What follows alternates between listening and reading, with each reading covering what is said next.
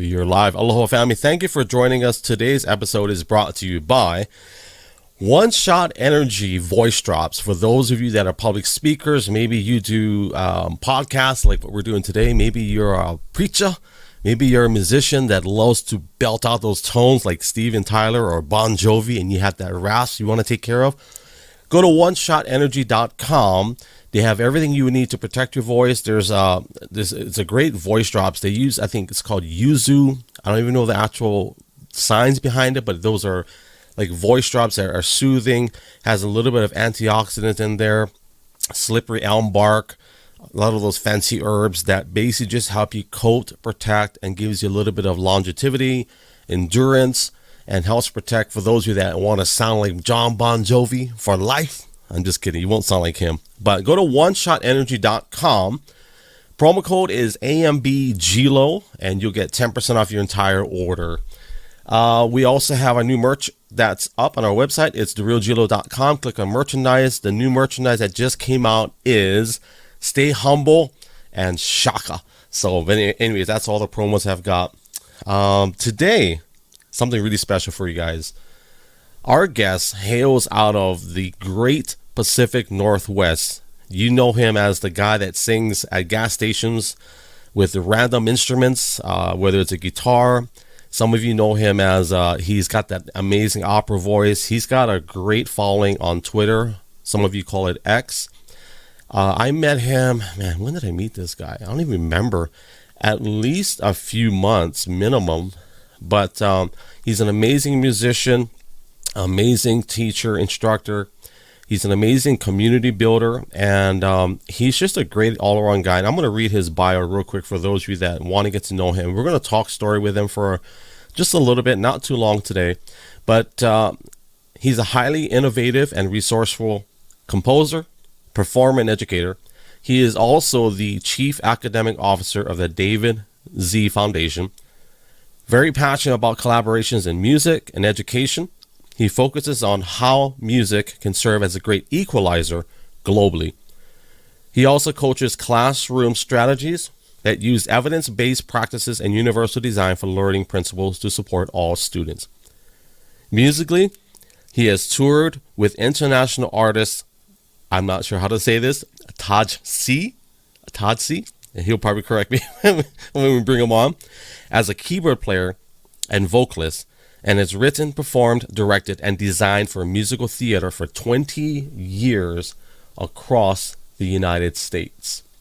Ladies and gentlemen, I'm blessed, honored to have with us today.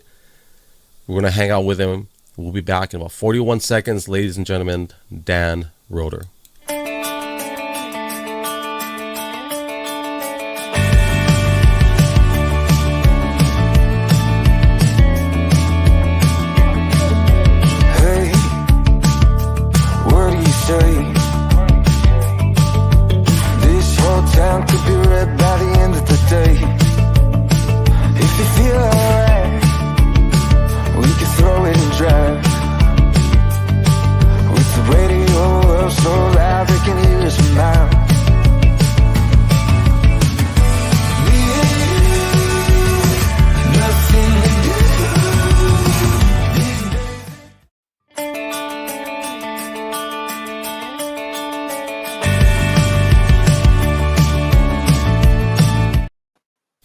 I just had to show my name twice. I'm vain like that. Seriously, that was really, really well. I feel like I'm on a TV show.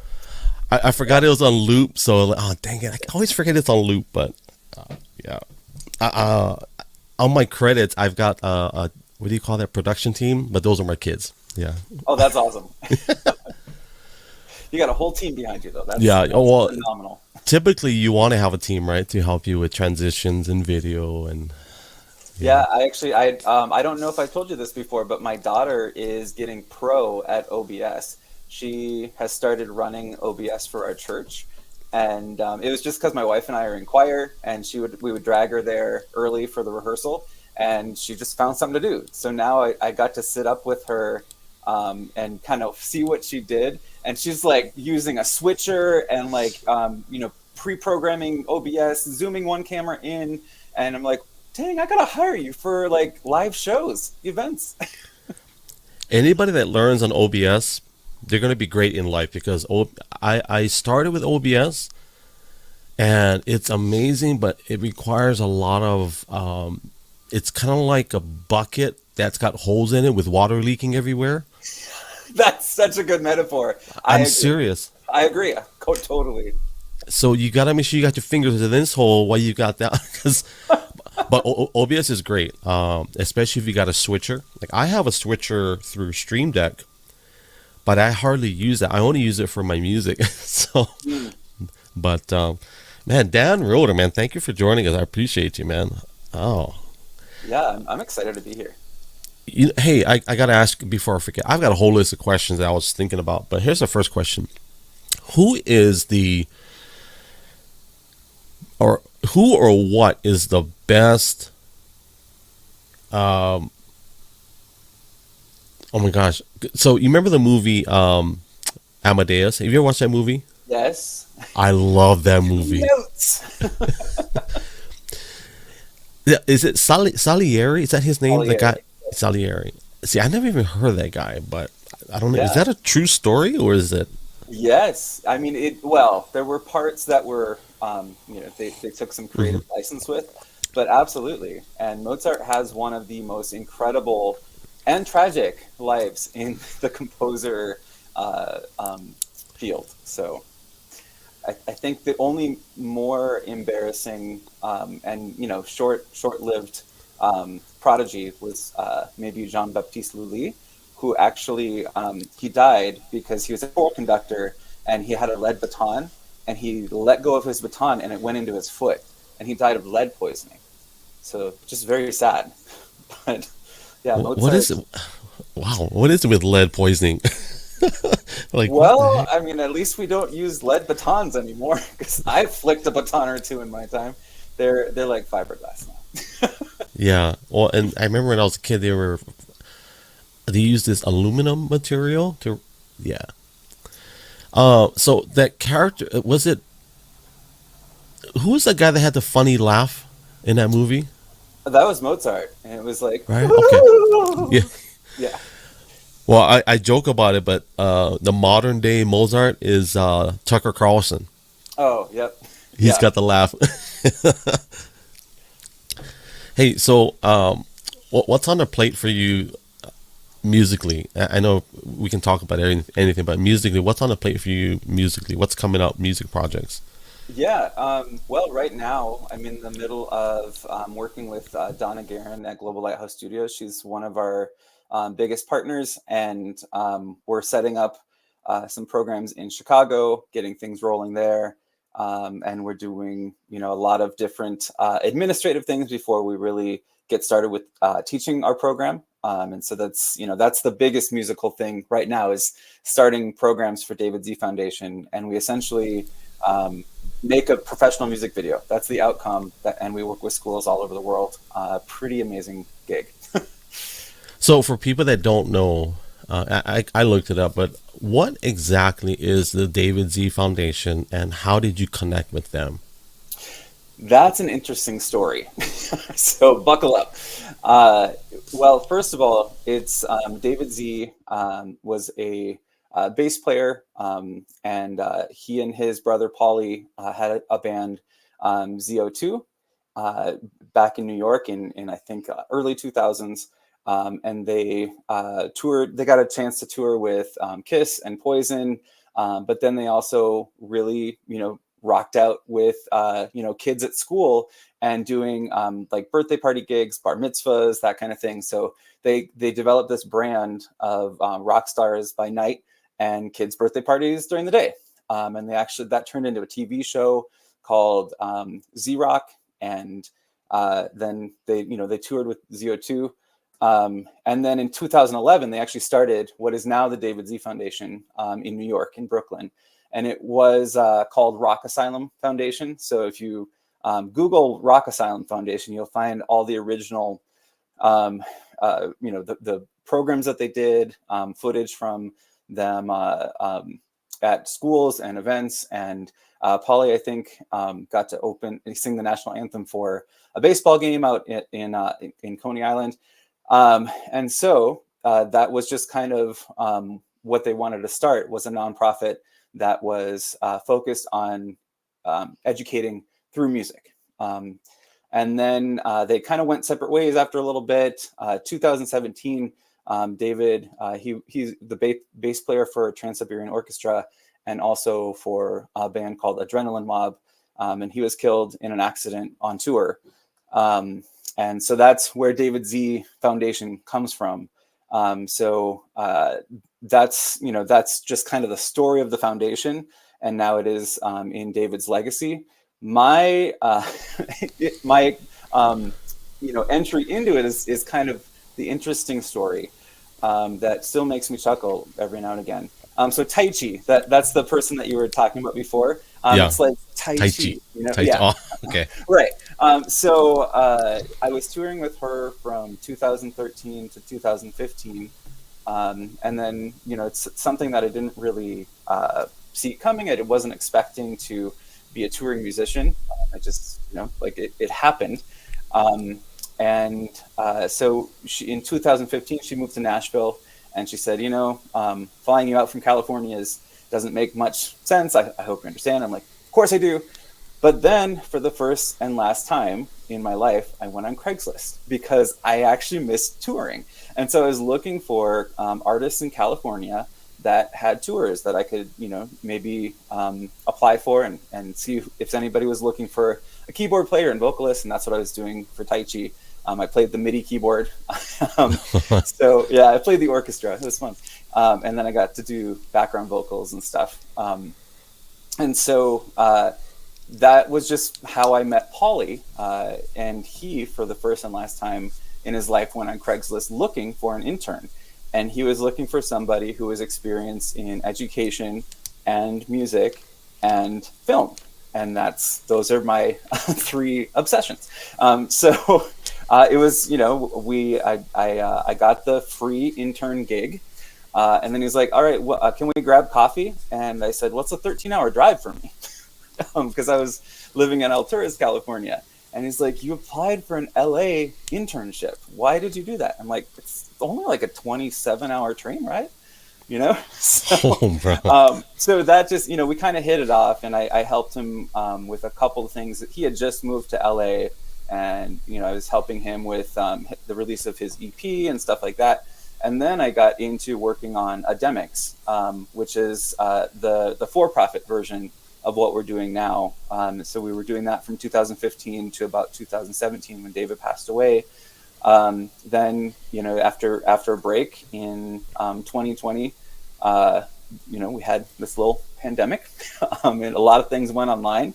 And so Pauly, that was kind of the way that Pauly pivoted as a professional musician and really dived into the David Z Foundation. He had been keeping the nonprofit, still in the back burner. He was, doing all the things to just put it in to stasis mode. And then he, we have the same EIN as Rock Asylum. It's the same foundation, and that he built with David, which is really awesome. And so that's what I'm doing now. I happened at the time to get laid off as a teacher, also during the pandemic.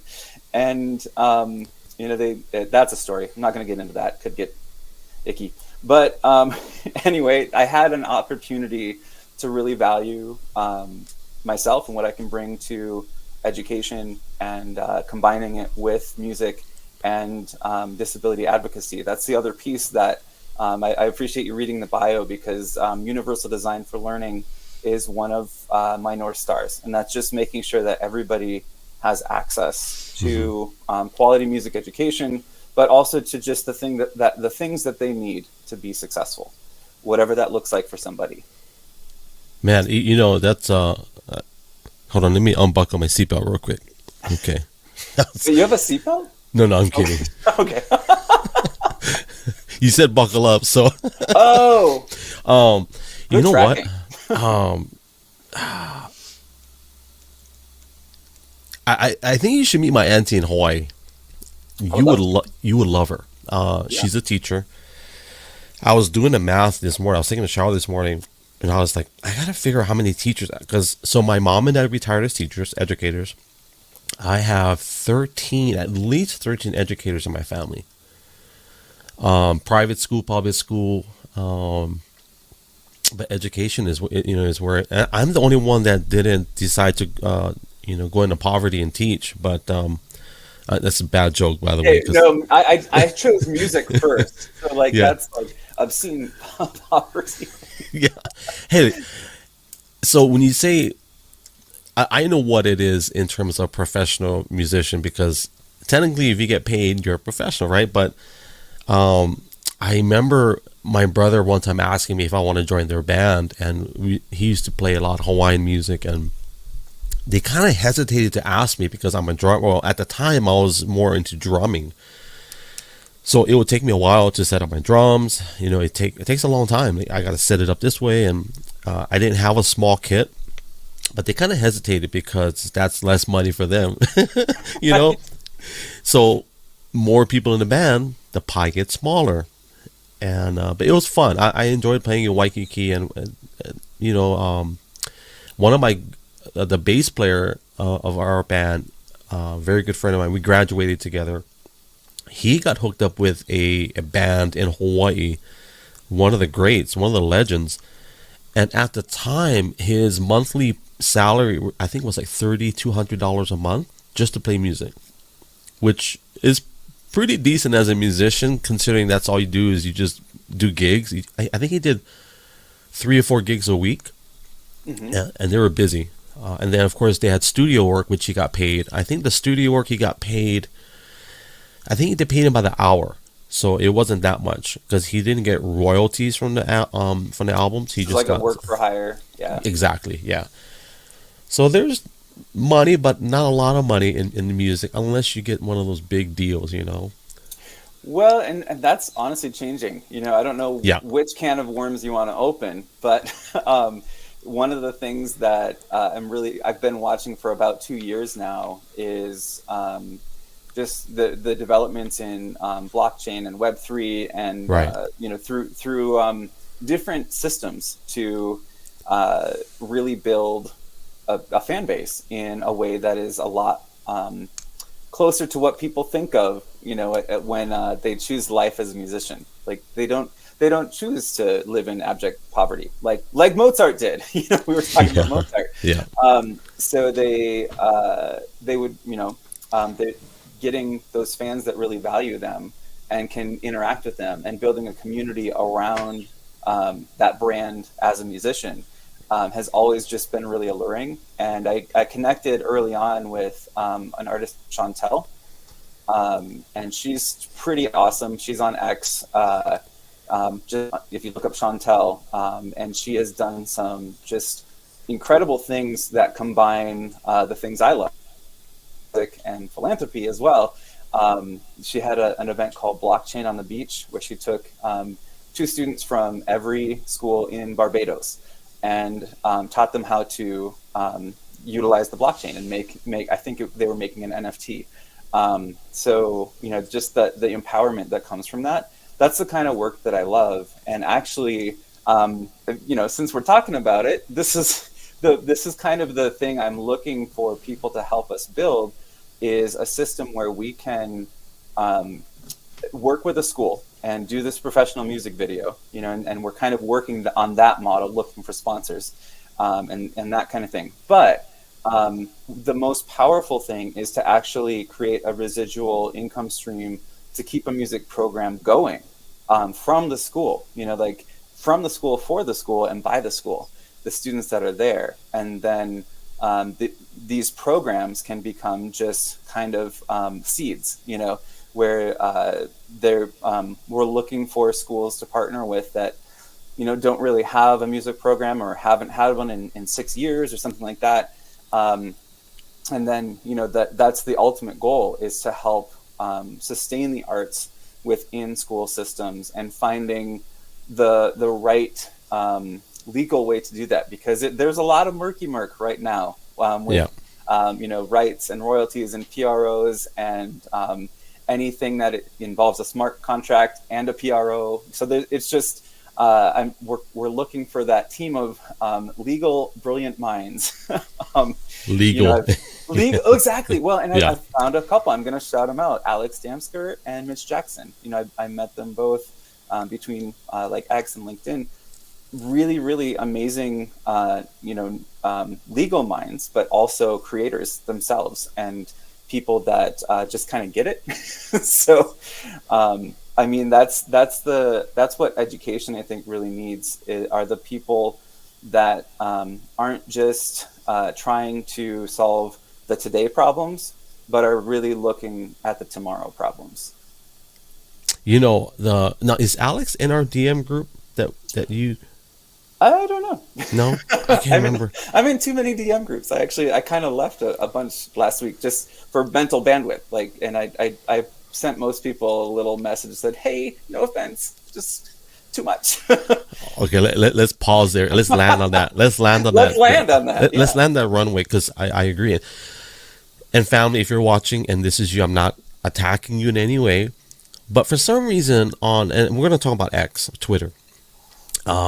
It's interesting because I get included in so many DM groups and I like the people, but if this were real life, Dan, it's like if I was to get your cell phone number and I put you in a mass text with a bunch of random people that you don't know, you'd be like, Greg, what are you doing? Why are you giving out my number to all these people? Right? And the etiquette is a little bit different. So it is. Well, yeah. And it's kind of, okay. Now let's open up another can of worms and then just dump it in. Tip culture, kind of the same way, because there is that fear of if somebody adds you to a DM group and then you leave it, there's that psychological, like, I don't want to create a psychological trauma for somebody, just because I left it, because it broadcasts as like, Dan Roeder left. And it's just like, when people say, you have to answer some questions on this tablet, and then they like look away, and I'm like, I know you're looking to see if I added it. I don't know. Okay, we could probably close that can of worms. Yeah, we'll close it. But before I close it, here's what I'll say. If I leave your DM group, it's nothing personal. It's what I think Dan, he used a fancy word, mental bandwidth. Bandwidth, yeah. Yeah, and I usually do a follow-up, even though I know I don't have to. It just makes me feel better because I really do, like, I appreciate, and that's, I think, the catch-22 is I appreciate when people think of me to add me to a group, but I think one of the protocols that could be normalized is always state the purpose of a group, and when that purpose has been met, dissolve the group. Like, there's no reason to. It's hard because we're highly social, right? And here's the silver lining. Here's what I'll close with this on that can of worms. Okay. If people want to create a group of people to communicate things where it doesn't get spammy in social nature, just create a community, and that way you can pin your conversations and your expectations at the top of the community. And some people don't like those, but I like them because it doesn't force you to because when I open my phone, I'll have like 7 or 8 notifications, and most of them are DMs or things. So, yeah, I'll close it with that. Hey, teaching. Okay, I want to go back to teaching. All right, teaching. I love teaching. We don't have to go to the drama, which you said, hey, let's not talk about the drama. But when did you start teaching? At what age or what? Now, I'm guessing you're credentialed, obviously, in teaching, degree or whatever, all that. What type of qualifications and what made you teach? Interesting. It was my backup plan, and that usually is the case. But for music, so when I first graduated with a degree in vocal performance, I had originally set out for pre-med, realized I didn't like working with blood, death, or sick people. So I figured, I needed to be in the humanities where I can actually create some things. So I started teaching actually as a sub. I think I was 1 year out of undergrad. I graduated undergrad in '03. And so I started teaching mostly music classes as a sub. I got a 30-day emergency credential in Minnesota. And then I actually taught for a year in Sauk Center, Minnesota, I think 2005 to 6, and that was because it's called a variance. It was where they were having a teacher shortage, which is kind of like now. And you just have to get very creative as administrators. And, just shout out to admin teams and school boards that have a lot more flaming hoops to jump through while people are chucking chainsaws at them, than people maybe think.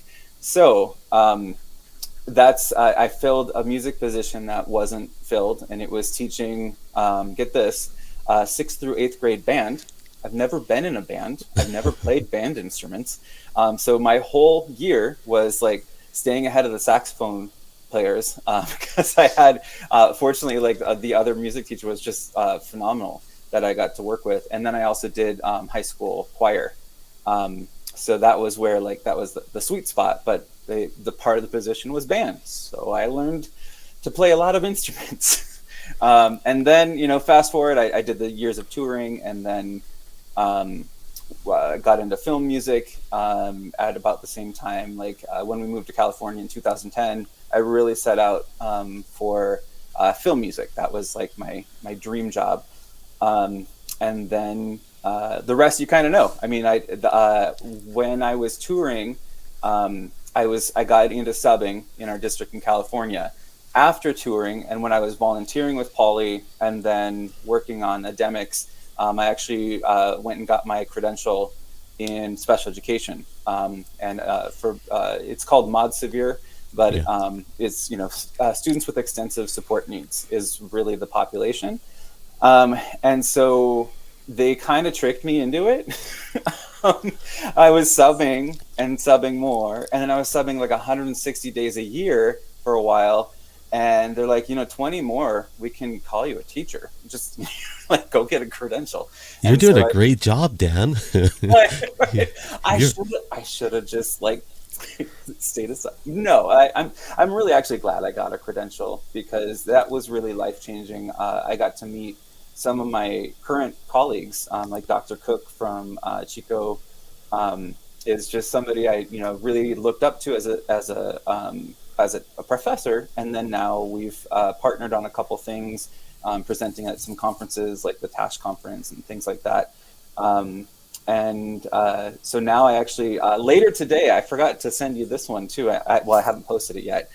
Every Tuesday at 4:00 Pacific, we've got a chat about 21st century workplace and inclusion for people with disabilities. And that is on Chatmosa. So I'll make the post, and then I'll send it to you, and I'll be posting on my profile on all the places.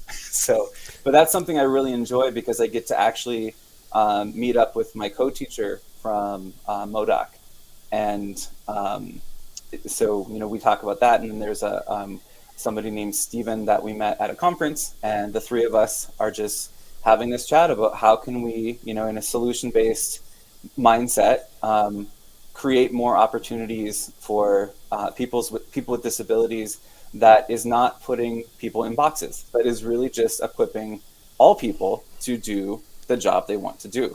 And that's what the beauty of universal design, because you look towards the margins, the people that need the least support and the most support. And if you design a program that hits both those margins, then you hit everybody. So that's the basic principle. So in terms of going back to the educational part, are you done with the Mod Severe special education? Are you that chapter's written already? Yeah, teaching. The funny thing is, I cleared my credential in California. It's a really challenging place to clear a credential, and that is the spring I got laid off. All the special ed teachers got laid off.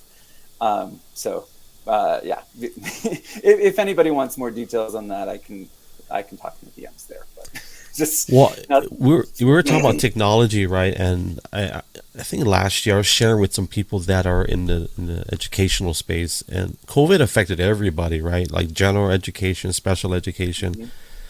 Mm-hmm. We've been homeschooling for 8 years, so for us, it didn't affect us. I felt bad for people that didn't know what to do. Like, oh my God, I gotta teach my own kids. I'm like, yeah, that's what Yep. and I get it though. But man, today though, right? And we were talking about a little bit about the music and how people can capitalize off of their own music. Like I think YouTube, for example, in the music, and we'll get back to the educator, but YouTube really opened doors for people that are independent artists. It really did, right? They don't have to go Yeah. through a big label. They can just promote themselves. I think teachers in the educational space with COVID, I know it was bad and all that, but it also opened a brand new door where we can It really capitalize. did. Yeah, Yeah. I mean, That, different I was thinking technology. the same thing. Yeah. Well, and just the way that we can connect, and now there are hybrid systems in place that I know you've probably heard the phrase from teachers during that time.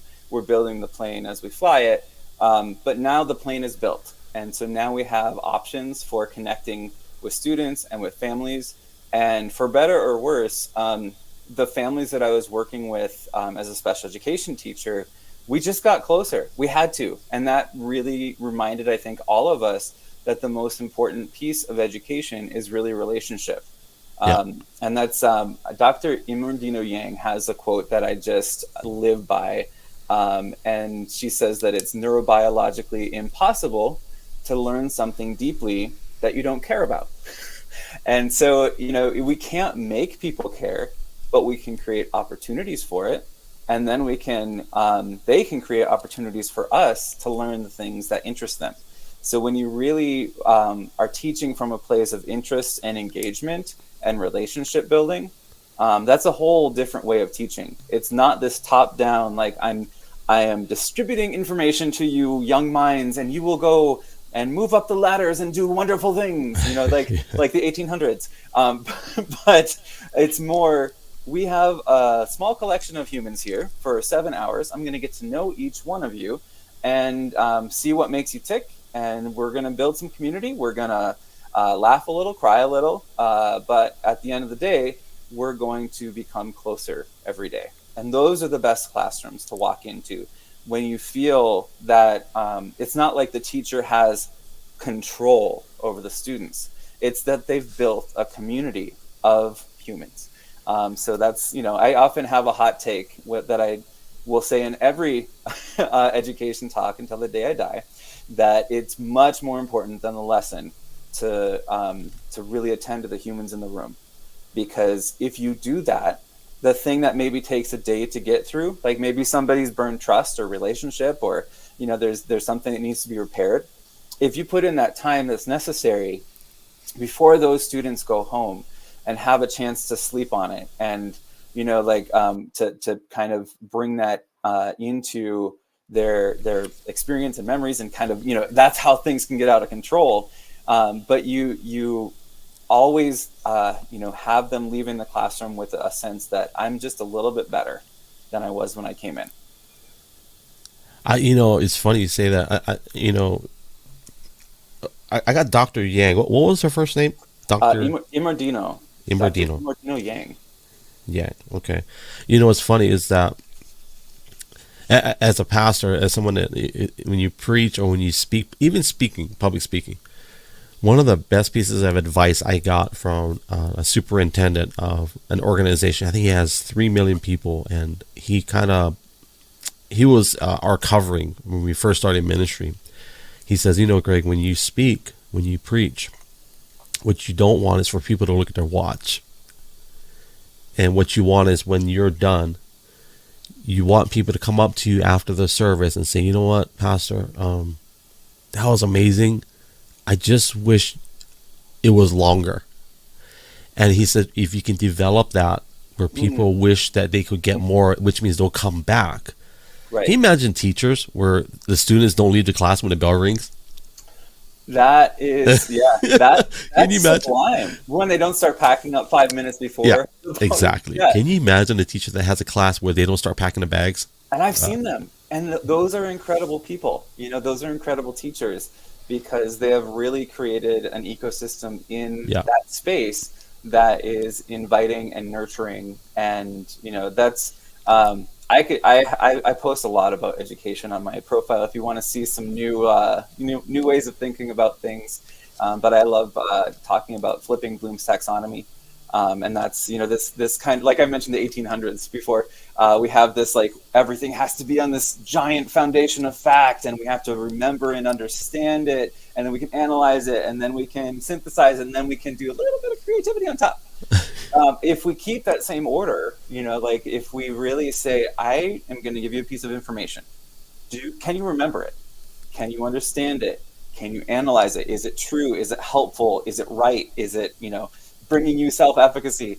And then spend the most time creating with that and, recapitulating. And that's what the 21st century workforce really needs. It doesn't need a whole lot of people that specialize in just one thing. The new workforce is really crying for people that understand a lot of different things and have mastery over a few, but the biggest skill is adaptability, honestly, is taking the things you learn in one domain and applying those to another. Let's land there, because I like that what you just said. Me too. Because I am that. But before I want to acknowledge, and to my Twitch family, I apologize. I seen your comments, Sarah. We got 2 Canadians in the house. We got Sarah in Canada, in Newfoundland, and we also have Sue, who is in Canada, both on X and also on Twitch. And then we got Maria, who jumped in. Thank you guys for hanging out. We appreciate you guys. When I do podcasts, I don't typically chase squirrels. I want to honor my guests as much as possible. When I'm by myself, I chase squirrels all day long. I love chasing squirrels. But hey, so you see, growing up in the 80s for me, you were either a jock, like an athlete, or you were a super smart nerd. Today it's different. One of my friends, his son graduated top of his class. He played, I think, 4 different sports. It's great. Well, he's Chinese, so I mean, he was probably a disappointment to his dad, but I'm just kidding. That's a bad joke. But he played 4 different sports: archery, rifle, track. I don't even know, so many sports. And he also played 5 or 6 instruments. Good, like piano, flute, violin. He played it all, and his GPA was 4.0. Wow. And now he's in engineering. He's doing it's called nano engineering. Mm-hmm. Super smart kid, and he does everything. That's amazing. But I think you're right about, like, today, like, if you can, but you were talking, I'm thinking bridging the gap, right? So if we're talking about music, like, well, what about technology? What about all these other eras? And even what we're doing now, like, we're bridging the gap between social media platforms by what we're doing, I gotta ask, my brain works this way, but when did you first start playing music? At what age? That's Is that a buckle up question? No, not really a buckle up one. Okay. Funny one, because I wanted to start when I was in 2nd grade, and we had a piano. I didn't know why, because nobody played it. Then my brother got piano lessons first. He quit after like 2 lessons. And so I'm like, hey, can I do piano lessons? And my parents were like, no, you probably quit. So I didn't actually start doing music until junior high school. I joined choir. And so I fell in love with singing. And then I taught myself piano all through high school. And then I mentioned I was going to pre-med. I went, thinking I'd be a doctor, because I had a bump and go mentality. I was like, what should I do? Like those vultures in the Jungle Book. Like, what do you want to do? I don't know. What do you want to do? I don't know. What do you want to do? It was just like kind of bump and go my way through high school. Just like, that looks cool. And then at the end of high school, I had no idea what I was going to do. And so I was asking my friends, they're like, you're good at science and you should be a doctor. And I'm like, cool, I'll do that. And that's when I saw my first cadaver, and I'm like, nope, no medical detachment. So that's what got me into music theory. So I actually really formally started learning music first through music theory in college, my freshman year. So for someone that doesn't know, I know what it is, and I hated it, by the way. What exactly is music theory? It's the science behind music. It's where physics and music meet. And just thinking of, it actually, mathematicians were the ones that first kind of wrote about it. You had Pythagoras, like you got the Pythagorean theorem, like a squared plus b squared equals c squared. He also kind of was starting to talk about the overtone series. So, just by, finding the halfway point of a string and realizing that it is up an octave. So when you're looking at those proportions and those ratios. So I'm always fascinated by that. And so music theory is, when formally studied, it's looking at chord progressions and like the 1 to the 4 to the 5, and do you go to the deceptive cadence with a 6, or do you do like a Neapolitan, or do you do just like a standard plagal cadence? So you're looking at the really nerdy stuff in music, but that's what hooked me. And that's because I could understand it in a quantifiable way. It's not just the qualitative part of music that we can say it changes our mood, it changes our, it actually does physiologically change our heartbeat, our brain waves. But it's looking at it on the level of science. And so it was a match made in heaven. So, are you a vocalist first, musician second? How would you? Well, I think musician first. I mean, because a vocalist is a musician. True. That's a good point. That's a good point. But I think it's a good distinction, because a lot of times when we're talking about, say, rock music, we people don't often have the term instrumentalist just floating around. So they'll say, like the musician, the drummer.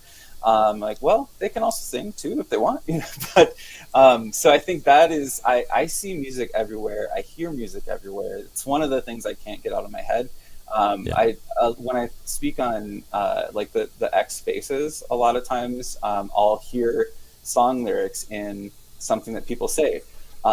Good friend of yours and mine, Tala, and Emaz and Kimberly K, we actually kind of wrote a song in the comments of a space a week ago, and I actually performed that last Friday.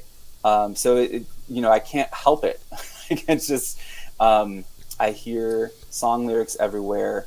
And if I don't somehow put it down, either sing it or write it down or something, it's like that. It actually keeps me from sleeping.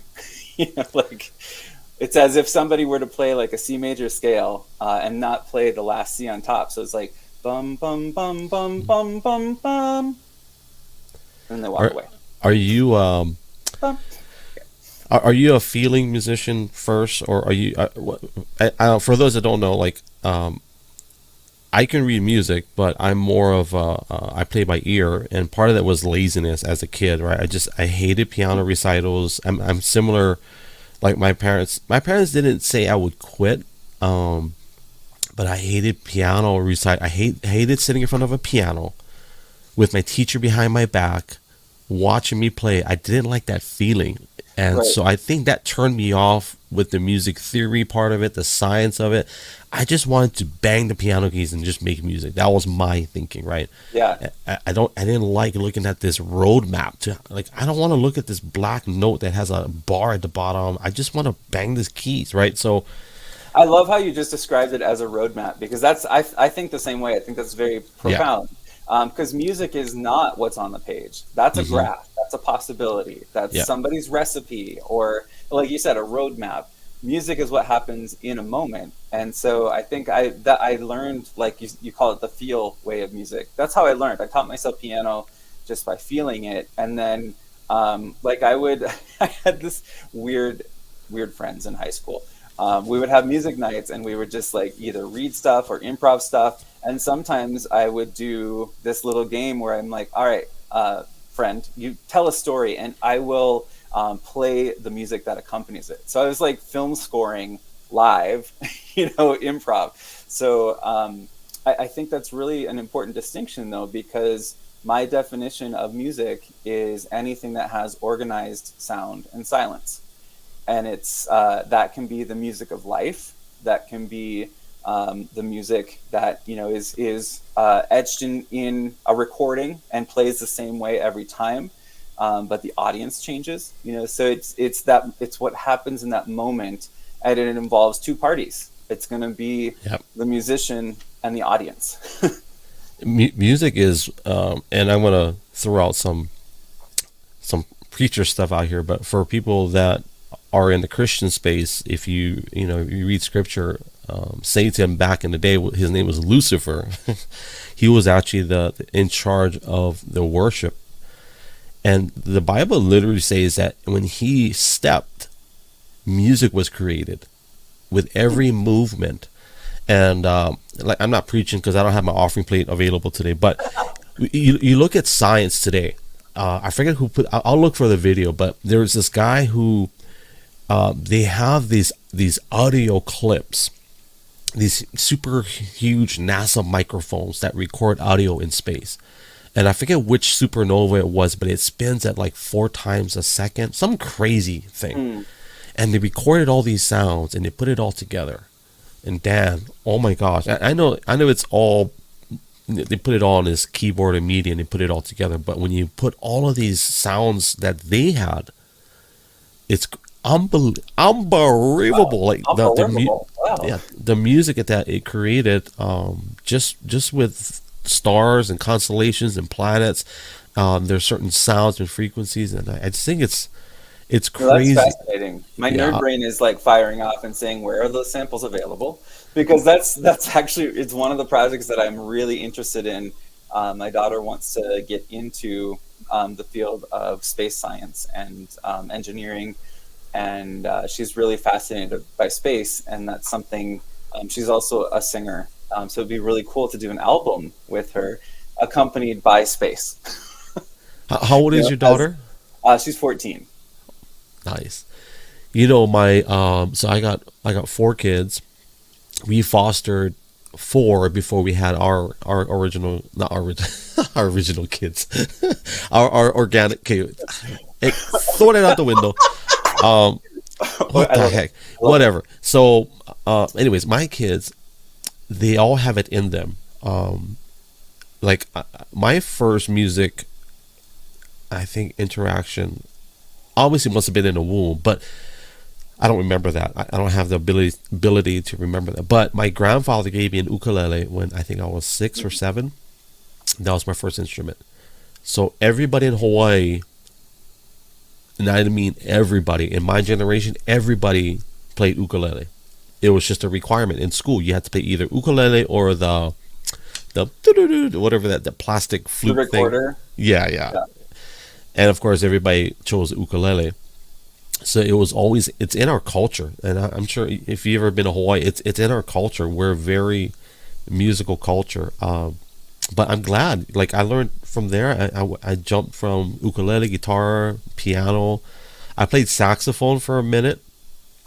And the singing would just kind of accompany that. I remember as a kid, so me, my dad, and my mom, and my brother, we would sing. And before we left Hawaii, we went to the mainland for a few years. And so we would sing at these churches. And I just remember I would feel this note. And I guess I copy or mimic my dad. My dad's a great singer, by the way. And I would harmonize without even knowing what I was doing. I just know it felt good. It felt good and it sounded good. And I'm playing, I think at the time I was playing guitar. My brother was playing electric. My mom was playing bass. And I think my dad was playing ukulele. And then we would just sing. But I remember that feeling. And my kids, they have it in them. My youngest son has a raspy voice. And I'm excited to see if he's going to be a Bon Jovi or who's the singer for Aerosmith? I think I butchered the name. Is it Steven Tyler or is it Tyler? Okay, I almost said Tyler Perry, but I think Tyler Perry is a black dude. But yeah, he's not a singer. Well, he might be a singer. I think he sings. He probably does sing. No, actually, he does sing. He's actually a great singer. I totally forgot that. So your daughter, I totally went sideways on that. So your daughter, That's okay. She's a soprano. What is her? I think she's going to level out as alto. She's got Alto. this really nice mezzo-soprano voice right now, but she's starting to really like explore harmonies, and so like I'm hoping she still gets to do it because she said she had a schedule change yesterday. But we have an open mic here in Spokane, and she's going to sing an Adele song at it. So it's pretty awesome. Like she sounds great. I may be biased, possibly, but Adele, I will yes. say, powerful singer. Hmm. Super not textbook in the beginning days. I think, is that the correct way to Yeah, characterize her sing? Super not textbook and not healthy for your voice. But I think she changed. I think she's starting to sing different now, right? After that she surgery. is, and she's actually. I just read this. I don't want to start rumors, but I think she announced that she was taking a little bit of a break from music to pursue another art venue or avenue. So I'm guessing acting, maybe. But yeah, she's just a phenomenal talent, and I loved how she has the way she names her albums are just as time capsules, like Yeah. 1925. Like it's just really amazing to not to be bold enough to be that simple, because simple is not always easy. I don't like all of her music in a sense of the content or the written material, but the audio part of it, I love. Mhm. Like hello. That song is Hello, like yeah. No, that's what's the other haunting. one? Yeah, yeah. But the way she manipulates, obviously, I think she had polyps, if I'm not mistaken. Yeah, she had. That I don't know. I couldn't. Yeah, Adele, if but you're listening, come on the show yeah, and, come on and and tell talk us. to us, please. I think it was polyps, and a lot of that is the manipulation of the vocal cords, where it's not textbook healthy, Could yeah, but it gets like that no, sound. yeah. Yeah, it gets that And beautiful sound. that's the thing that just kills me sometimes when I'm watching things like America's Got Talent or Britain's Got Talent. You have these like 8, 9 year old boys and girls who have not gone through the voice change yet, and they're singing like that, which is it's fantastic, wonderful sound.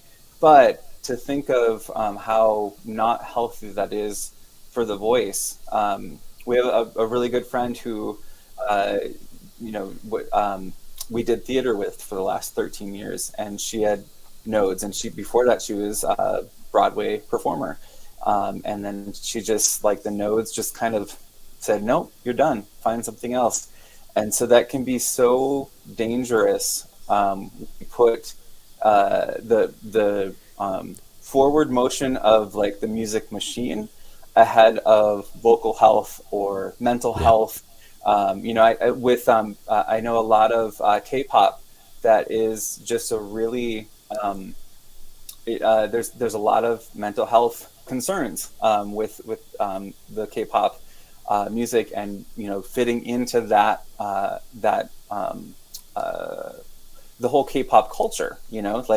So it can be that's so important, to really care about the person first. Just like what we were talking about with teaching, musicians, we have to care for the person first. And yeah. if the opportunity doesn't happen because maybe they got sick, or maybe they, were needed to step out for a bit to take care of themselves. Oh, yay, Trans Siberian Orchestra. I saw that comment come through earlier. Yeah. Yeah. Go Sarah. I got to get into Twitch, because that's where I hear a lot of people are doing some live performances, and that's kind of the bug that I have right now. I'm actually going to be starting a live performance show, just so I have one show every day. Monday, Wednesday, Friday, I do live streaming with Donna and Global Lighthouse Studios, and then like Tuesdays, I have this audio show on Chatmosa that we're talking about neurodiversity in the workplace. Thursdays, I want to just be live performance. Well, So when you do it, let me know. yeah. I'll definitely support you. And Sarah, the comment I just posted, I actually met her in Hawaii, Oh, and cool. she's from Newfoundland, which is super like cold. And yeah, I met her in Hawaii with her mother. She actually attended a music event that my kids were Wow. playing. My kids are playing at this ukulele. It's a nonprofit organization that our friend started, and they give out free ukuleles around the world. And she was there in Hawaii, and I met her. Oh, So that's so cool. yeah, it's good to have her. And she's on Twitch because I think she likes Twitch commenting better. But Twitch is great. It's definitely live video first on Twitch for sure. Right, and it started. If correct me if I'm wrong, but like more with the gaming population, right? And gamers Yeah. that would do the live play. And okay, yeah, like the streaming. Yeah. My brother used to do that for years, and he's probably on Twitch. See, that was the beginning of it, and it still is. But now they have a lot of IRLs or in real life. I do my show on there just for the podcast. I don't have a lot of followers, but I have people that's all they go to. They don't go to X or anything. That they're just on Twitch. So that's why I have my footprint there. But Twitch is great because you can do what's the word? You can do a very rich animated type of show with Yeah. on-screen animation, and they support that. The other thing, Twitch is powerful, and I hope they revamp it or fix it. But because they're owned by Jeff Bezos, they used to have a very strong Amazon connection. So if you have products or services, they can just go straight to your Amazon store. Oh, that's amazing. Yeah, I With love the integration of yeah, stores and everything like that. yeah, One of the artists that the first people I met actually in the dawn of Twitter Spaces back in the day of Twitter, was Melody, and I know she had a yeah. She's story great. she's amazing, yeah, but She's she got a had great like voice a too. Twitch stream, yeah, that kind of changed her life, and it was all on Twitch, and I think somebody asked her to sing a certain Pink Floyd song or something like that, but I don't want to misquote, but I met her, and that's the first story that I told, or that she told me. And I was like, what? I got to get into this Twitch thing. That was like 2.5 years ago. But Well, the truth is, it all goes through seasons, right? And I think we've been on social media long enough, but there was a time when X, Twitter, back then Periscope, it's all the same platform. They were the leader in live stream video. A lot of people don't know that. Facebook copied Twitter's source code to produce the live stream video on Facebook. A lot of people don't know that. I did know that. I think we Yeah, talked about it when you were like the after gLO yeah. last week.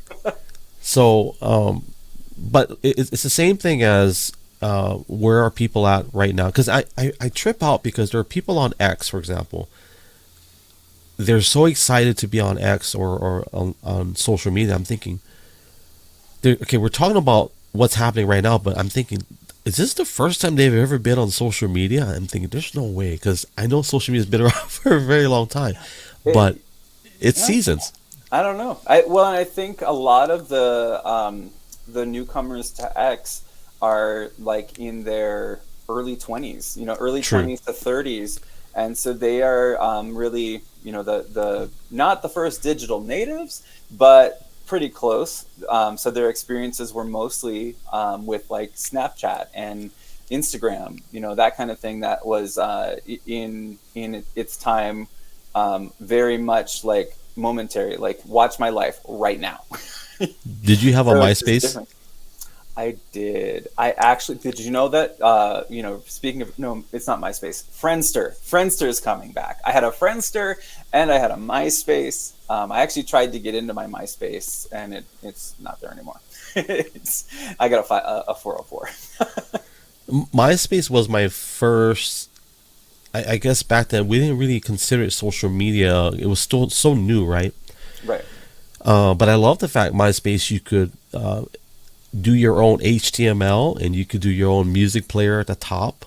I remember that. Yeah, Yeah. actually, I remember right before we moved to California, there was like one musician in Alturas, and I found their MySpace. So yeah, it was. I was like, all right, I got to get to know this person. But other than that, I never really got into social media. My first dive back into social media was in 2015, and my friend told me, "Hey, you should download this app," and I was like, "Nah, I don't want to do it." And it was the live streaming, and Periscope.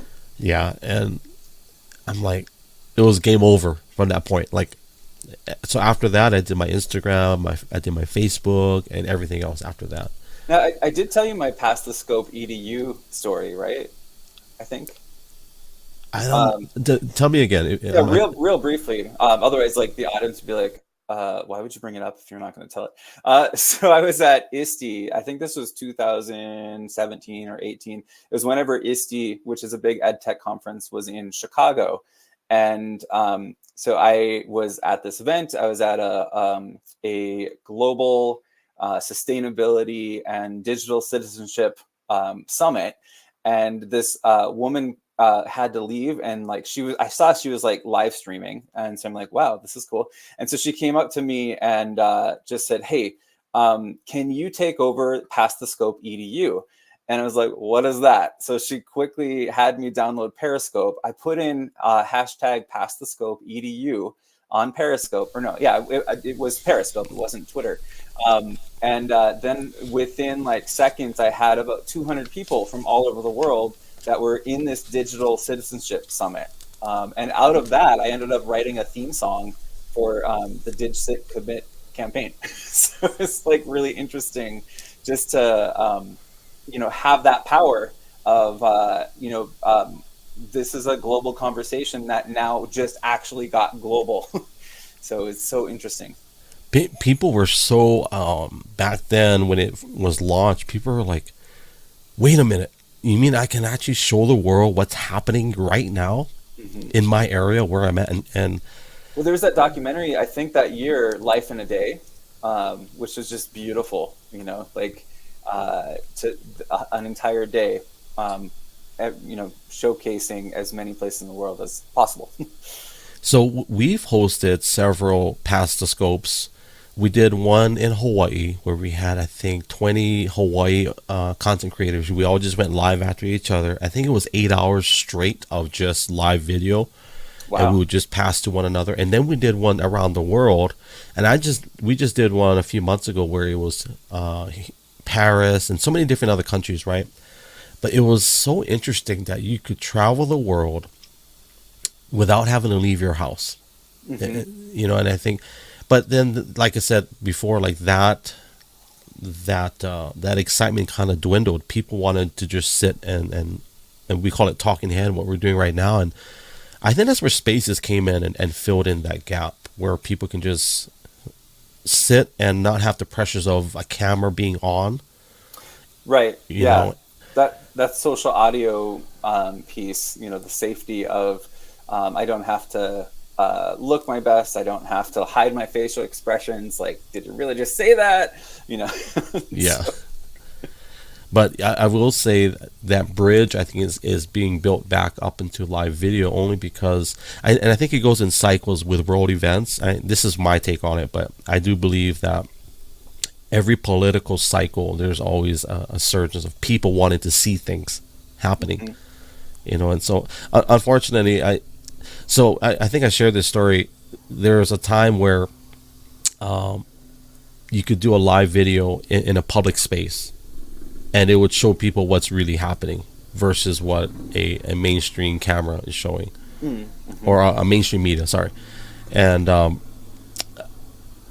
hoping that Elon opens the doors and lets us truly have that freedom of speech and freedom of video and all that. So I know we went kind of sideways on that. No, I agree, and I think it's a really good conversation to keep having because there are so many concerns. And actually, Tala wrote this beautiful post like right before we went live, actually, talking kind of about that, of the, like just having to check in with each other and be real. And I just love Tala, but like that whole conversation of what somebody put it really well. Oh, it was Alex Damsker the other day. She said, your freedom of speech ends at my ability to not be harmed, and my freedom of speech ends at your ability and right to not be harmed. And I think that is just a beautiful way to put it, because there is a delicate harmony. I was going to say balance, but I have issues with balance. Just like that, I think balance sometimes implies stasis, but harmony implies that we keep moving things around a little bit. You put one extra piece to the puzzle, another one has to shift around so that we still keep moving forward together. And, in a way that we are not doing harm to each other. So I think that is like, when she said that, it was like the missing link for my understanding of what is this conversation about freedom of speech. There is that shifting, nature to it. Can you say that one more time? So your freedom of speech ends. Freedom of speech ends at my right to be unharmed, and my freedom of speech ends at your right to be unharmed. So does that mean, it's interesting you brought that up, because I had that discussion with Pedro Sladro, who was he was actually my guest before you. We talked about the ability to speak freely. Mm-hmm. So in that statement you said, does that mean that the minute someone gets harmed, can you elaborate on that? Because I want to hear your perspective. Well, and that's the tricky part, because you're mixing the objective and subjective, because that's where it can really get cagey. You have to be able to say, this is kind of self accountability as well. Is what they said really harming me? And what does that look like? What are the repercussions? Or is what they said a difficult truth that I need to explore? That's the other piece of this, because if we walk around on eggshells and glass, we're not going to be able to connect the way we need to as humans and have those difficult conversations and find ways to coexist and converse with people that we are maybe viewpoints are polar opposite, but we have one thing in common: we have a shared experience on Earth at this time. That's interesting, because as a believer, one of the things we teach, my wife and I, we teach, and not just our kids but even leadership circles, is that there's a weird line between truth and life, meaning I can speak truth all day long to you or to my wife or to anybody, but sometimes the truth is not something that brings life to someone, right? It's the same thing. For example, in a court of law, if we go to court and we speak all truth, it can be truth about a murder, about someone getting killed, and this is all truth. But in the area of speaking life, one of the things that the Bible talks about is that there is the power of the tongue, right? In James chapter 3, it says that in the power of the tongue, it has the ability to change the course of nations. It's like the rudder of a ship, right? Mm-hmm. And that was in the lectionary just this last week. Yeah, and it's crazy that that's the power of the tongue. But at the same time, I think Pedro said it in my last podcast. He said that we should have that freedom to say whatever we want, to have a legitimate freedom of speech, even at the risk of you being a jerk or a really bad person. Because the minute you take that away, then you stifle that person's ability to speak or to have that, right? But here's a question. Here's a question I want to ask you. So, that being said, I'm trying to remember the word, but there's a word that you use: violent or hate speech. At what point does speech harm somebody? Does it require them to receive it or not? Like, there's so many thought process to that, right? So when does something become hurtful in the freedom of speech realm? Well, and that's just it. Like, that's what I was saying before, that we're mixing the subjective and objective. Yeah. Because you can have an objective way of looking at something and saying, like, did it cause you any physical harm or emotional harm or spiritual harm? And that's the latter two are not always obvious. You can tell if something causes somebody physical harm, but that's only 1/3 of the ways to harm somebody. So, when you were just talking, I was thinking of Jeremiah 29:11. That's one of my favorite verses, and that's, "For I know the plans I have for you, declares the Lord, plans to prosper and not harm you." So, that's, I think, my answer is the things that, like you the way you put it was speaking life to people. If we were all just in a mode of, I want to support you, I want to hear you, I want to acknowledge you, I want to honor you, rather than I want to cut you down, I want to prove you wrong, I want to trick you, and I want to dupe you. It really, if we change our verbs on our end, that's the subjective piece. It makes the objective a lot easier to monitor. I had a guy and I don't have as much now, but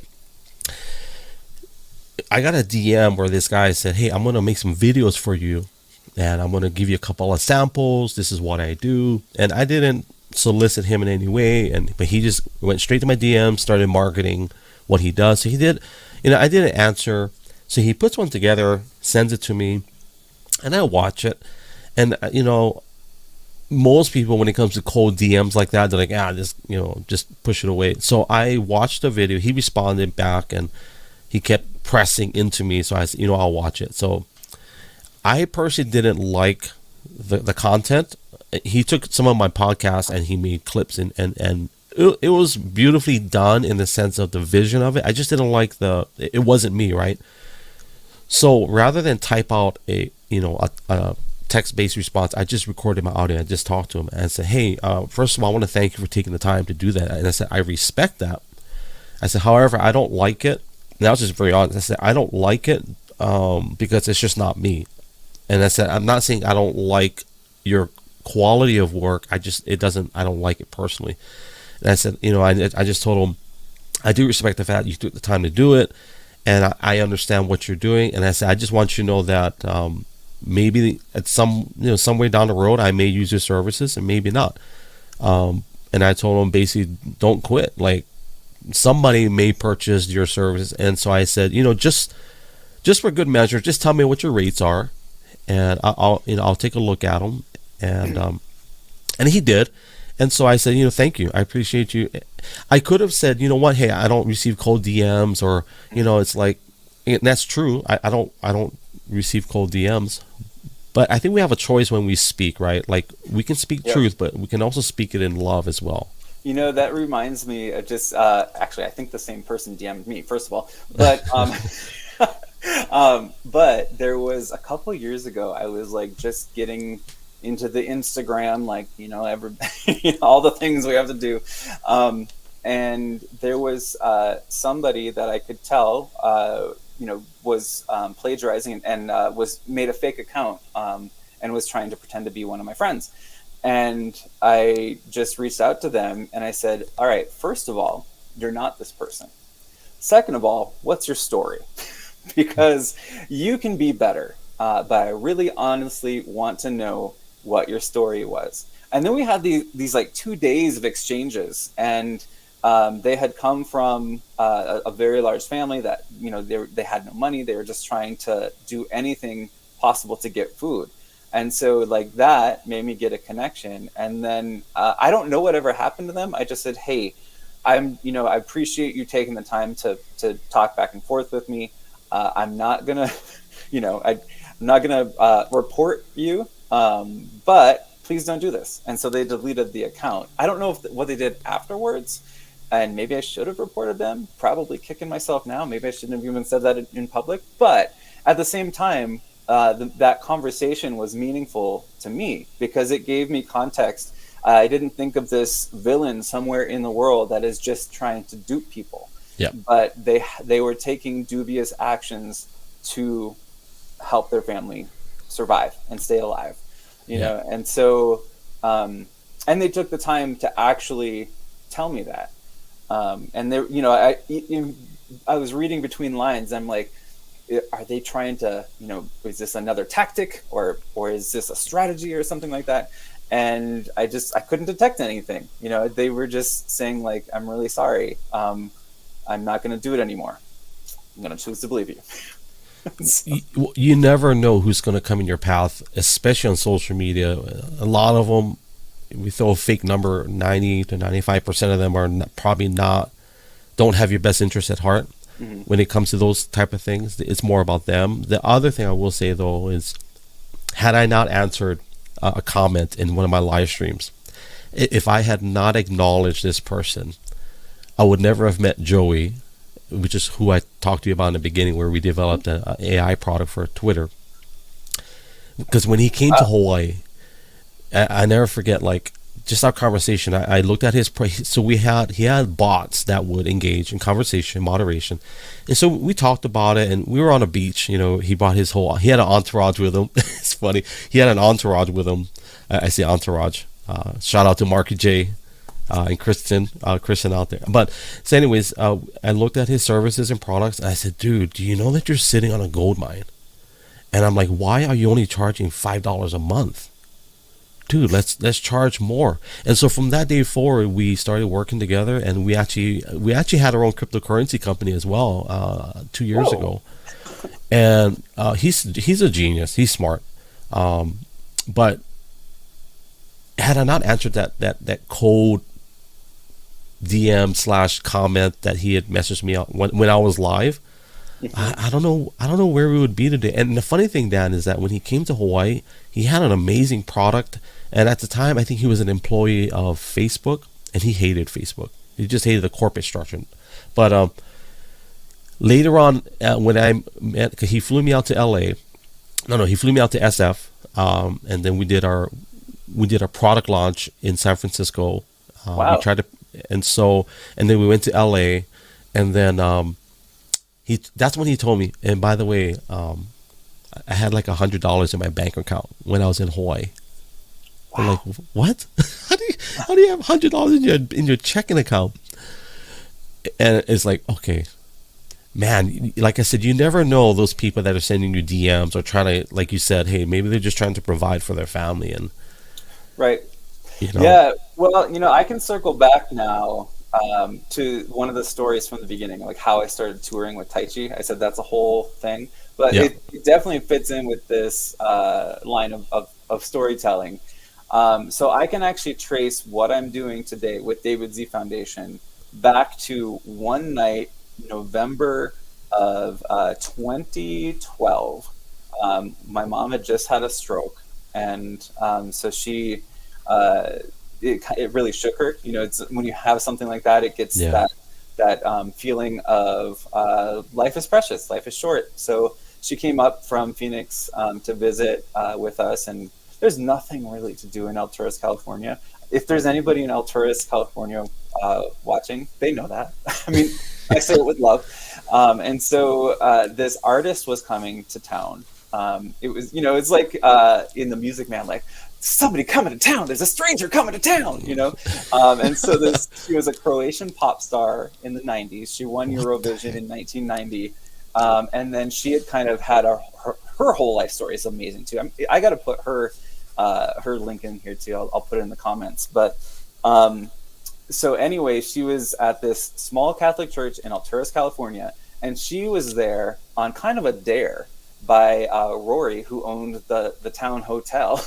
And he had seen her in Reading, and she said from the microphone, there's like probably 500 or 600 in the audience or something like that.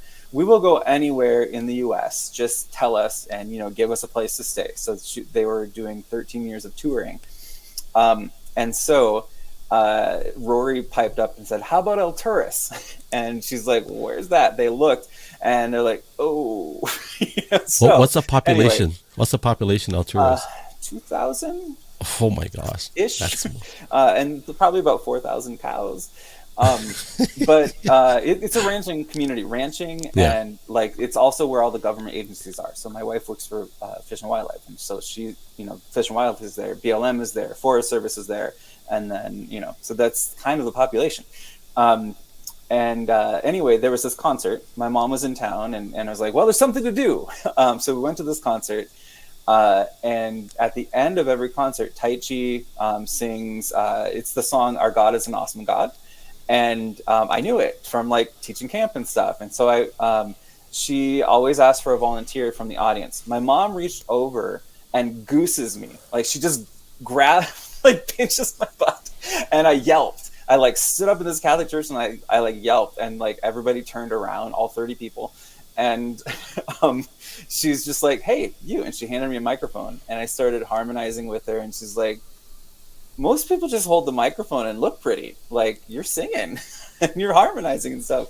I'm like, "Yeah." And then she's like, "Do you happen to play MIDI keyboards? I mean, you probably don't even know what that is."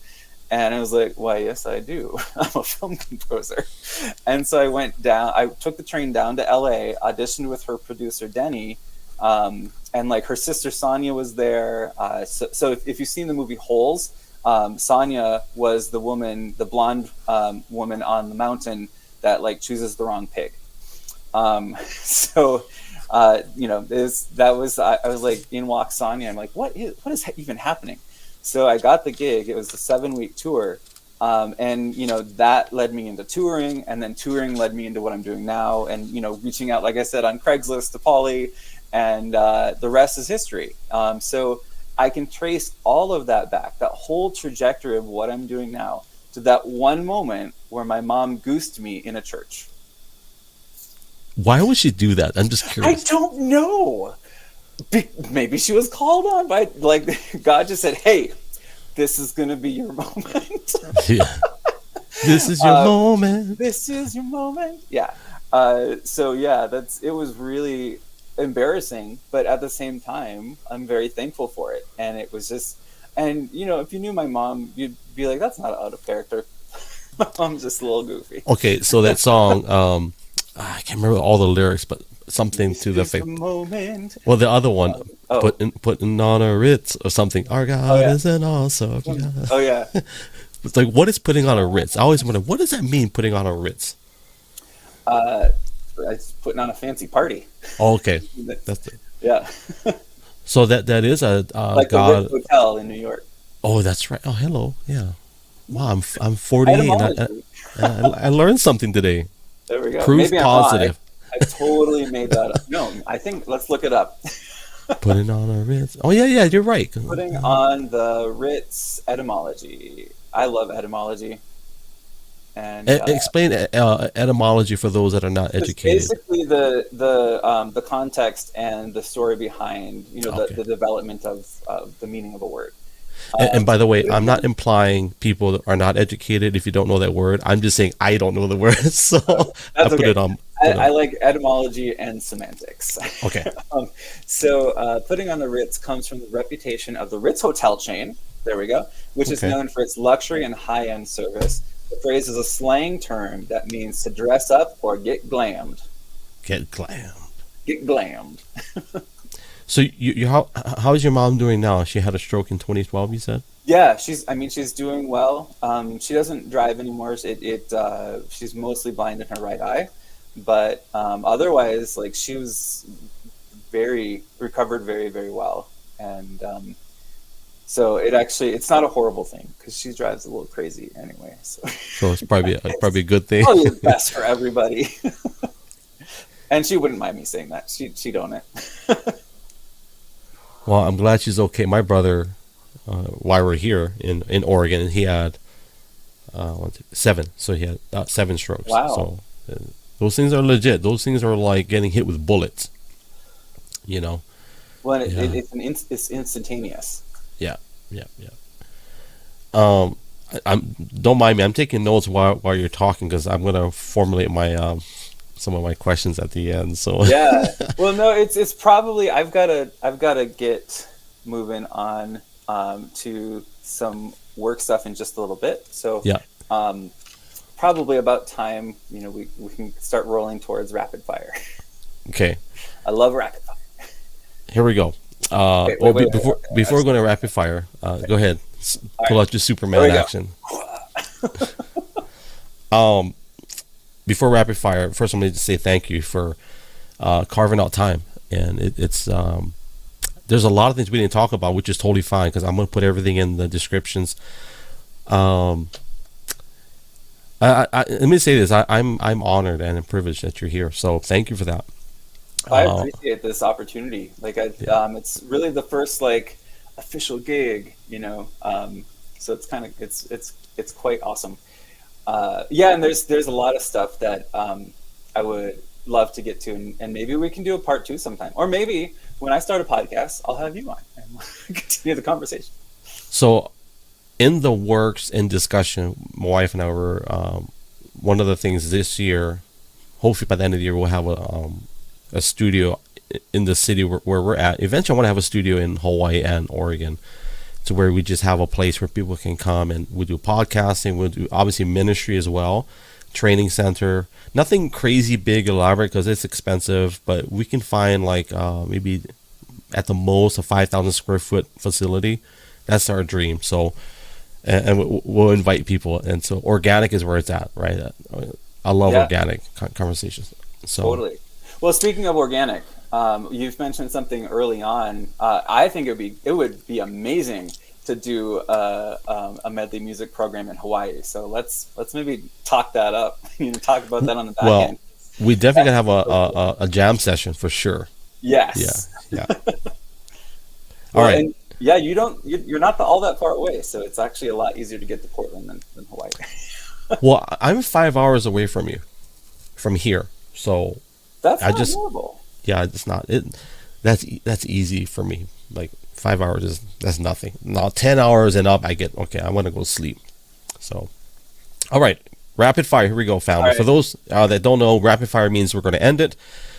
Whether it's an emergency or we just got tired of talking to each other. We didn't get tired, but we have a schedule. Both of us do. Yeah, All right. Question number one, Dan, is why did you do this podcast today? that's an easy answer because you asked me to, and I was honored, and so that's really why. Also, it fits in with what the actions I'm trying to take right now, which is in thought leadership, and especially for the nonprofit, and becoming somebody known for talking about education through music and music in education. A lot of people think that when I ask that question, I just want people to praise me. That's actually the opposite. I'm curious to see what people have on their plate. And so that's one of the reasons for that question. For anybody wondering. Question number two. Arnold Schwarzenegger or Sylvester Stallone? Governor or actor? Take your pick. I'm gonna go with Arnold. Oh, come on.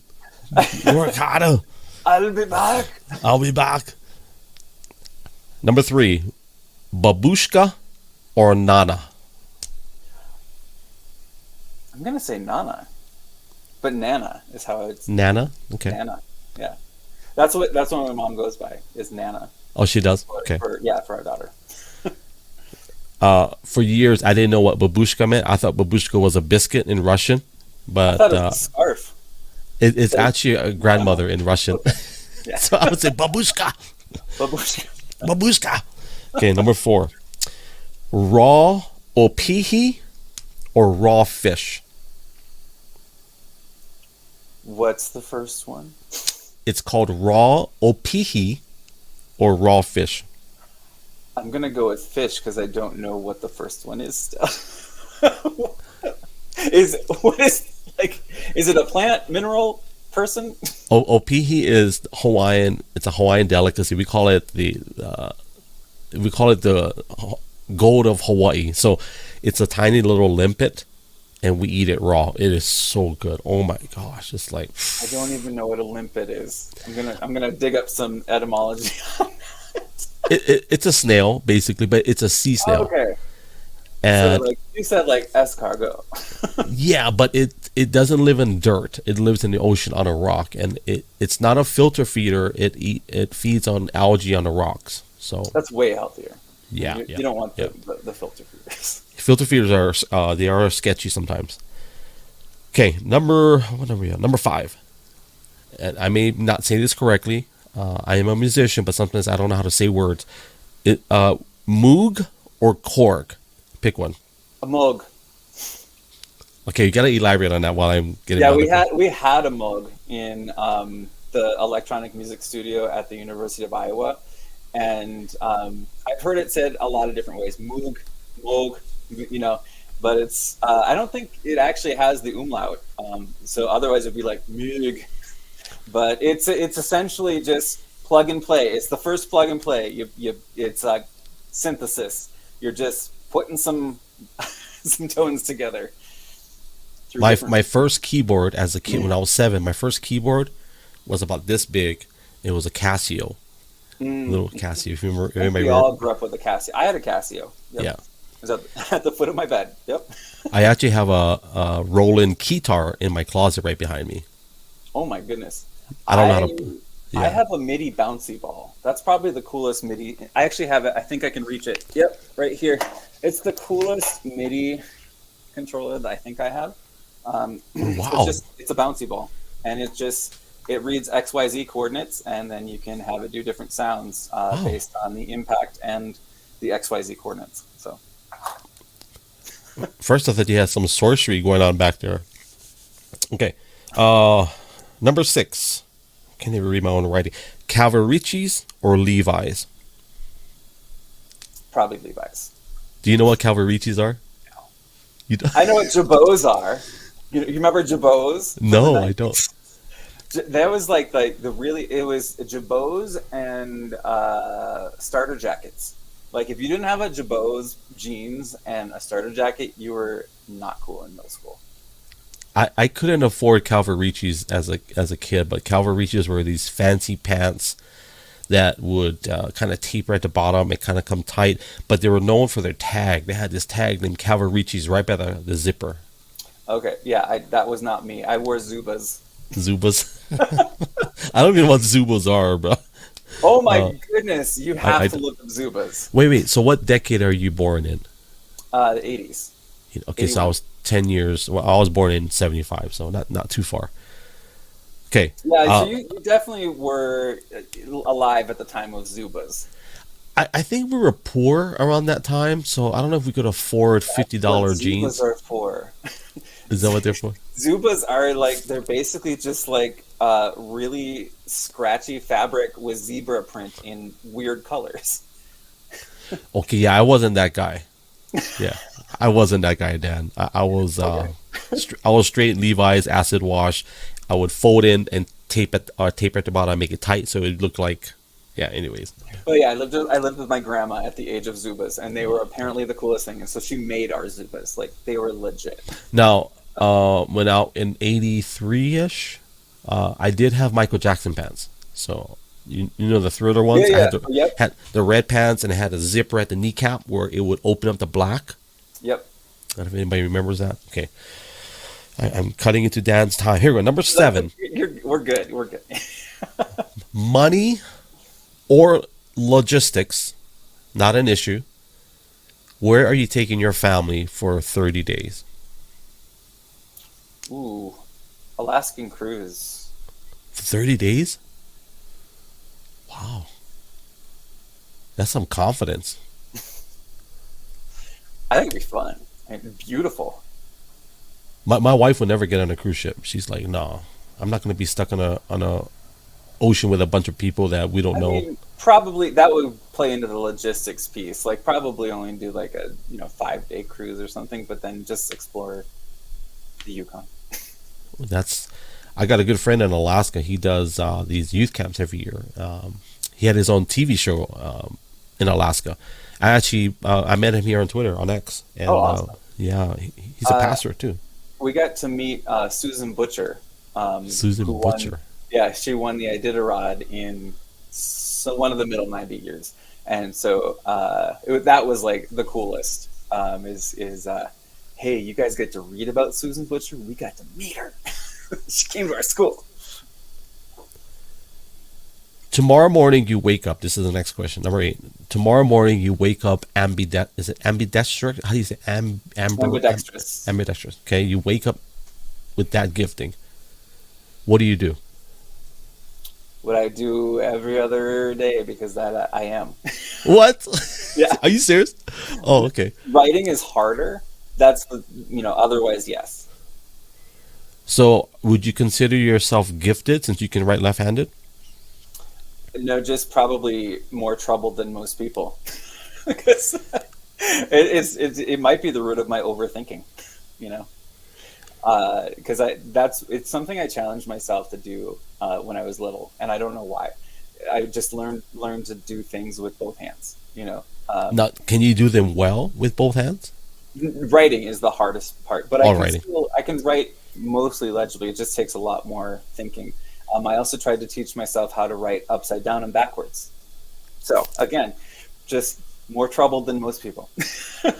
Because I, one of my dreams, because I played drums professionally for a little bit with the band, or I played 3 bands, but I didn't make any money. I was broke. But anyways, to be ambidextrous, I can't even say that word. Is it ambi or amber? Ambi. Ambidextrous. I heard your wife like ambi. Yeah, she's sitting there like ambi. I love it. Yeah. That makes me so happy. It makes you happy that she's correcting me. Which part, Dan? No, just the part that you're the feeling of family. Right Oh, now. okay, okay, okay. Of like Speak life, Dan. Speak life, Dan. speaking life. I was kidding. Yeah, so that will be the gift. If I had that as a drummer, oh, bro, you could play anybody, anywhere, any paradiddle, flam, whatever. Okay, next question. We are number 9. Steak or seafood? Steak. Big old steak. You're from Minnesota originally? Where would you say has the best steak? Like, not just restaurant, but like maybe state or maybe a type of beef. Are you familiar with steak? Well, I would say Outback Steakhouse. So, I mean, it might be cultural appropriation, but maybe Australia. Lord help us. What the heck, Dan? I'm gonna delete this part. So, I am a food geek and nerd. If I was able to do it, I would become a chef. I love cooking. I love the science of cooking. I have friends that introduce me to all different styles. Steak, oh my gosh. Bacon wrapped filet mignon. Well, since we live in the mainland now, there's a great farm actually close to you, Snake River Farms in Idaho. Snake River Farms in Idaho. I know where Idaho is. Yeah, I hope so. Anyways, get off of that steak. Well, I didn't know. I just know where where Coeur d'Alene is, because that's just across the border, and then Boise is a little bit southeast of it. That's all I know. And there's potatoes. Potatoes. Yeah, Potatoes. Potatoes. Like crash and burn. You know what's funny? I didn't know, but I'm 40. How old am I? 48. I forget how old. 48 earlier, and I have a birthday in between. So I was born in 75, so we're in 2024. Yeah, oh my gosh, Dan. Anyway, so I'm 48, and only now I realize what Ore-Ida. You ever seen those vegetables? It says Ore-Ida. It's O-R-E and /IDA. Most people probably don't even know, but it's a vegetable brand or company, whatever. They have canned beans, corn. I just realized that it's actually a hyphenated version of Oregon and Idaho. I didn't know that. Oh, that's amazing. Yeah. See, learning so many things. This is bunch of useless data. Number 10, and we are done with this. And I think we kind of covered it, but I want to hear it in closing. This would be a closing statement in regards to what we've already talked about in the beginning. Is what is your desire for the next generation? When Dan Roeder is in Hawaii, we say "Maki Dai dead." He's done with life. You know, at his eulogy, all that stuff, and he's gone. What is your desire for the next generation? I sincerely hope that the patterns and actions of healing continue and widen. So what I mean is there is this possibility for global perspective and for peacemaking and peacekeeping. That's my biggest hope, is that we can keep leaning more into that. Like, my backdrop kind of says it all. Yeah. That I think we are meant to be connected.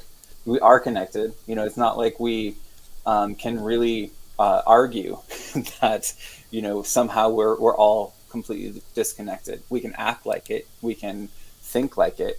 But at the end of the day, and at the beginning of the next one, we're still all connected. So I think if we keep leaning into that, I am seeing a lot of hope in this generation that's in school.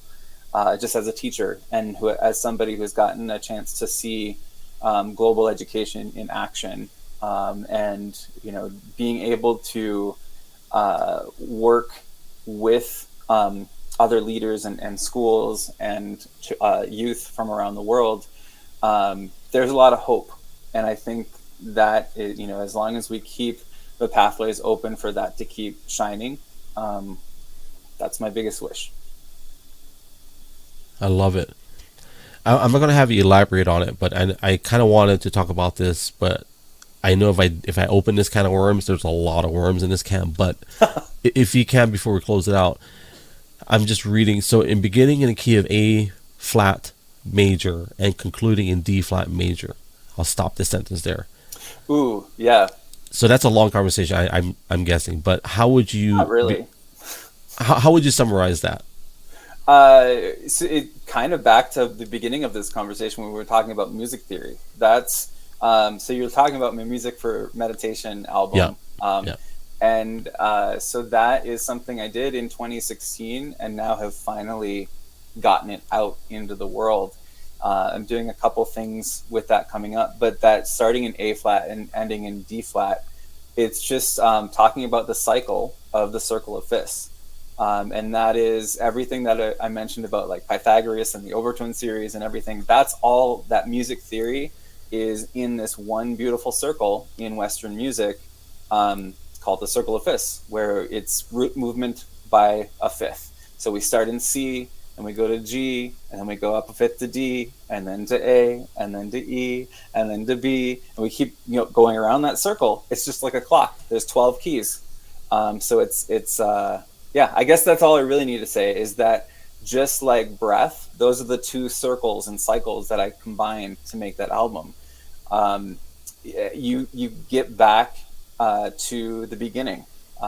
You know, at the end, it just cycles back to the beginning, and you can keep going around the circle of fifths. And so the way the album is set up, it's like an inhale and an exhale. The first 6 tracks are kind of building this energy.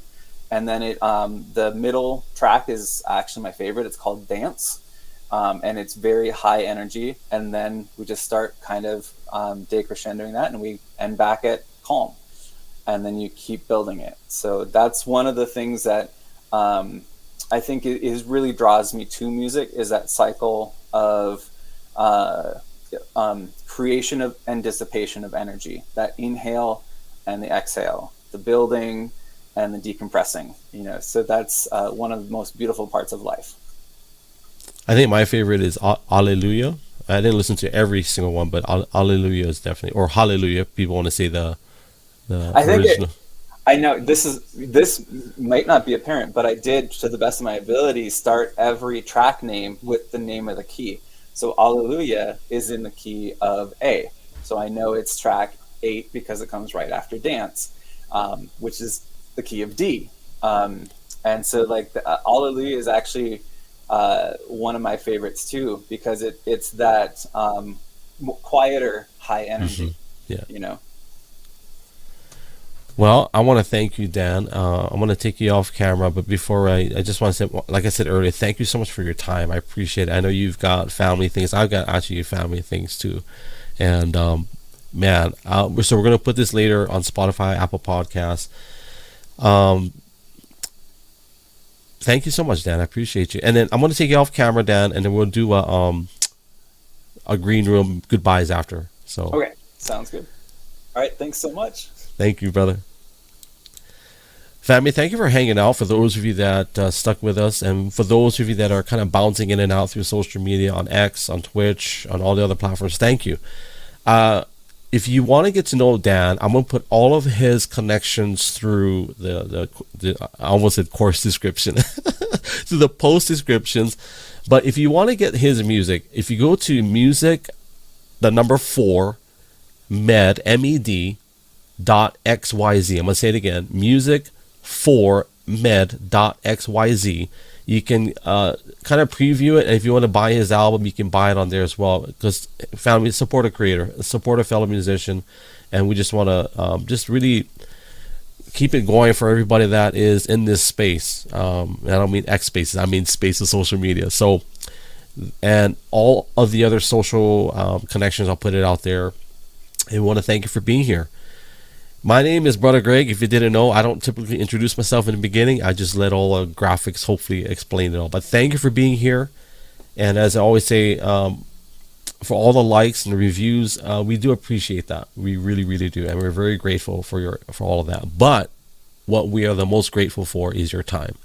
So on behalf of our families, myself and Brother Dan Roeder, guys, thank you for your time above everything else. And as I always say, love you guys. God bless you guys. Ahui hope. Aloha and mahalo. Yes, sir. Chew. Hey,